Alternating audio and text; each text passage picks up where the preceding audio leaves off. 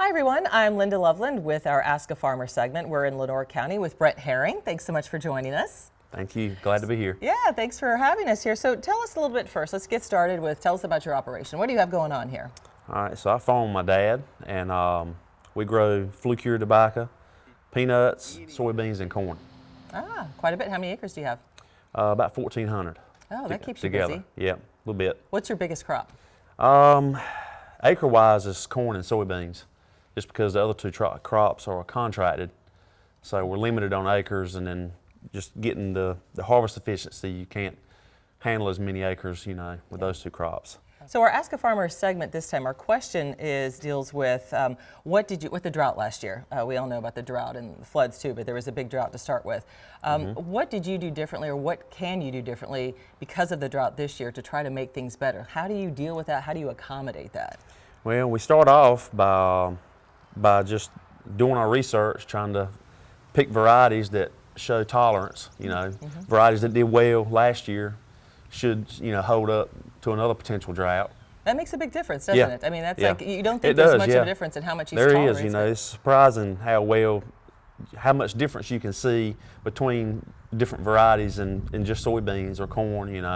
You can be picking one variety and having terrible yields, and then just which variety, same field, and the yield can bump up sometimes. It's that dramatic. Yeah. Huh. So the seed varieties is a big deal. What about cover crops?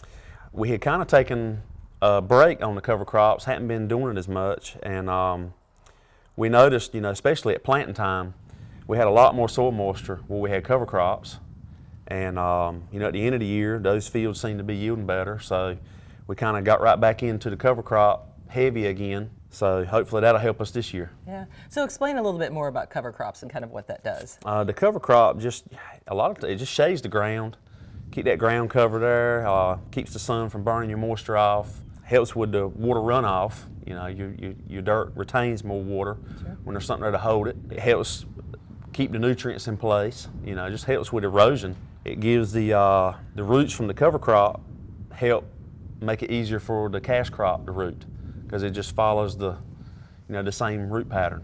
Oh, that makes sense. I didn't know that part. So what do you usually plant as your cover crop? We just use annual rye. It's easy for us because we're very busy in the fall, harvesting peanuts and soybeans, and rye is very forgiving. You can just put it out there at the mercy of the world, and once it catches a couple of days of good weather, it'll come up and grow. So, are you planting more or less of anything different from last year? No, right now, corn and soybeans, neither one looks better than the other. So we just kind of split them about halfway in keeping our rotations for peanuts and tobacco. And moving forward, considering different weather conditions, drought and floods and whatever, I guess this is the thing that you've got to study each year. And I'm sure they're always coming out with different seed varieties, always different technology or techniques and whatnot to kind of keep ahead of that stuff. That's right.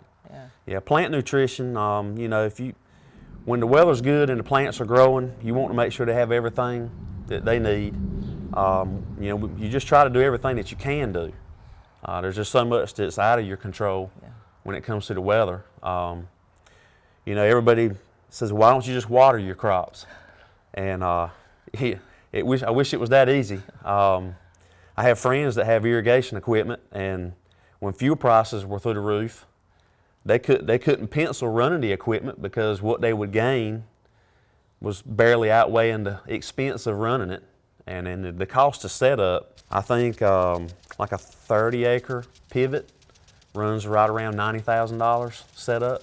And with commodity prices like they're at, take a while for that to pay for itself. Yeah. And I have a friend, probably 10 years ago, they spent a lot of money on irrigation equipment, and then the next 2 years, they didn't need to run it because the weather cooperated.